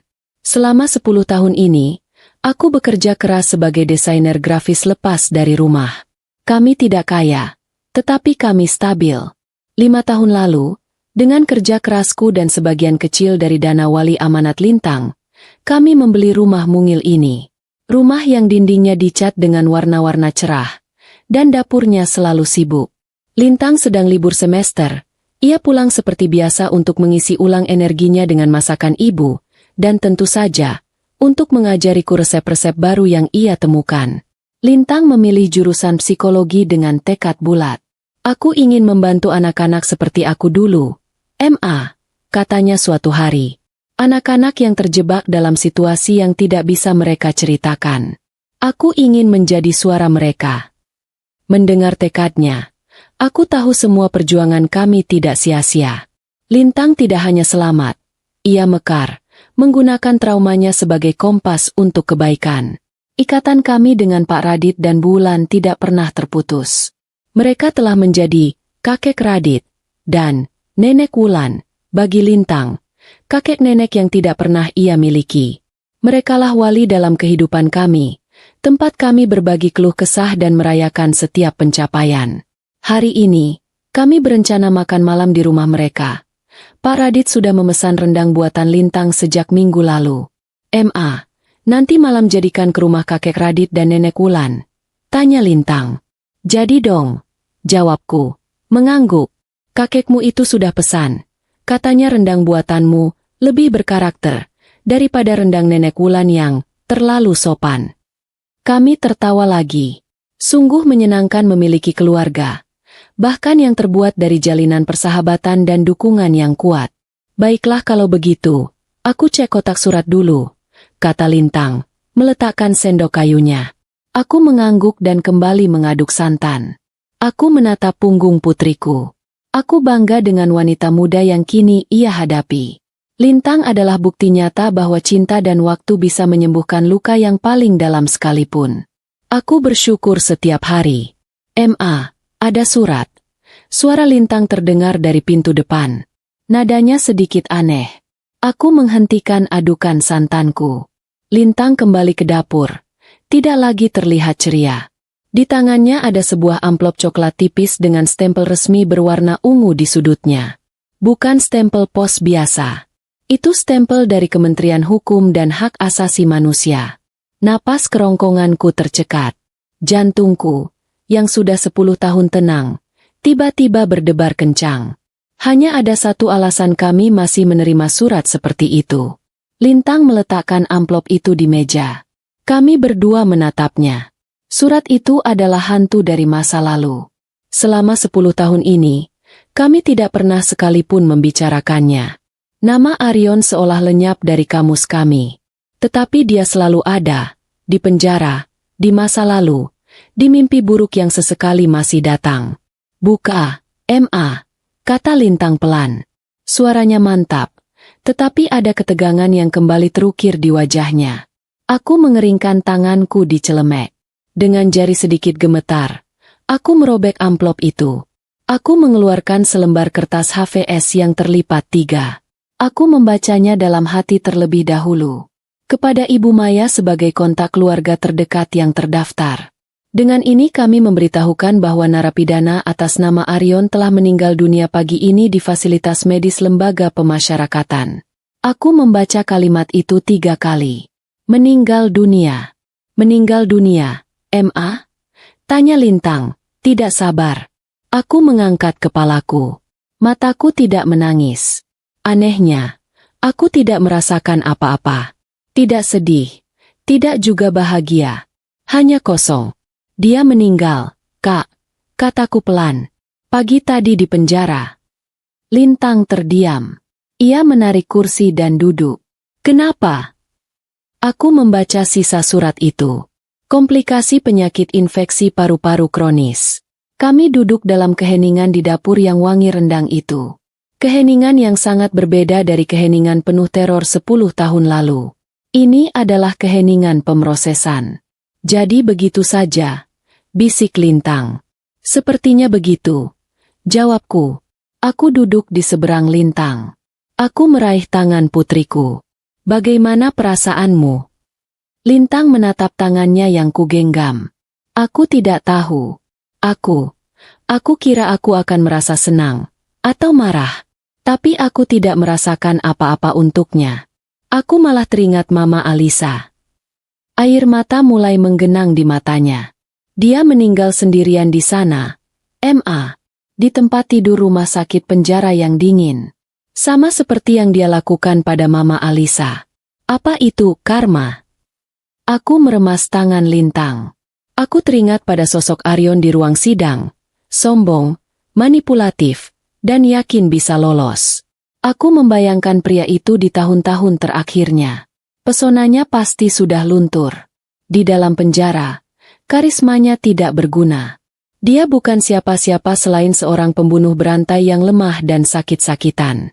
Dia yang dulu mengendalikan obat untuk istrinya, kini pasti mengemis-ngemis obat untuk dirinya sendiri. Itu adalah karma. Karma yang lambat, dingin, dan setimpal. Iya, sayang, kataku, itu adalah keadilan. Dan sekarang, sudah selesai. Benar-benar selesai. Dia tidak akan pernah bisa menyakitimu lagi. Dia tidak akan pernah bisa menyakiti siapapun lagi. Lintang mengangguk, menyeka air matanya.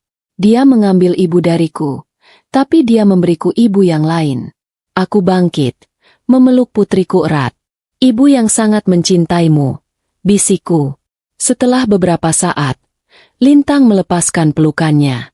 Wajahnya terlihat lebih ringan. Seolah beban terakhir yang menahan pundaknya selama 10 tahun akhirnya terangkat. Rendangnya gosong enggak? Tanya Lintang tiba-tiba. Aku terkejut. Lalu tertawa terbahak-bahak. Tawa lega yang tulus. Astaga! Ayo, Kak, kita selamatkan rendangmu. Kami berdua bergegas ke wajan. Rendang itu aman.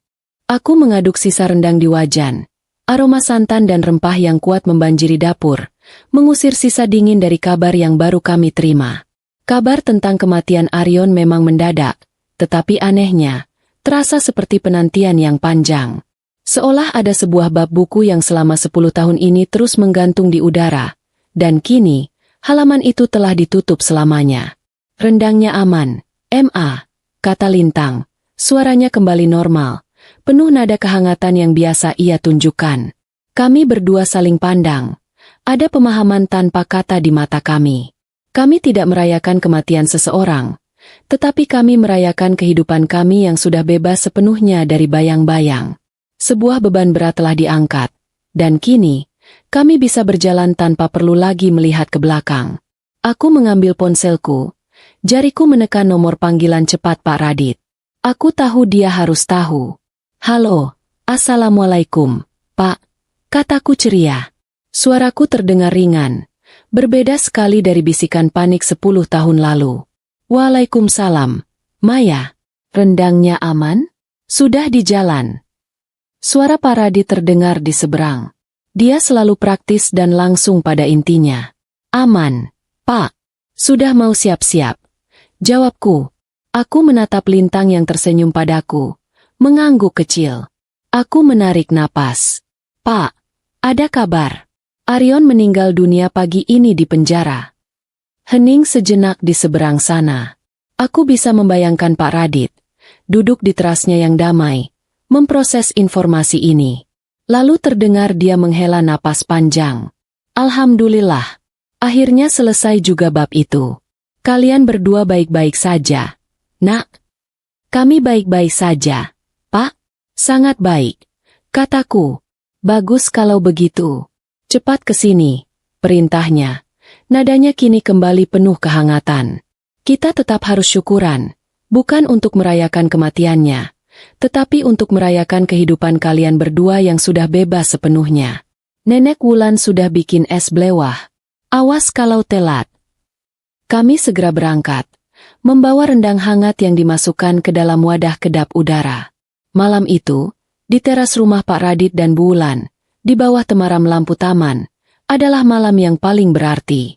Suasananya dipenuhi tawa dan obrolan yang santai.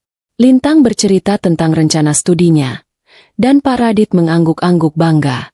Kami menyantap rendang buatan Lintang dan es blewah segar buatan Bu Wulan.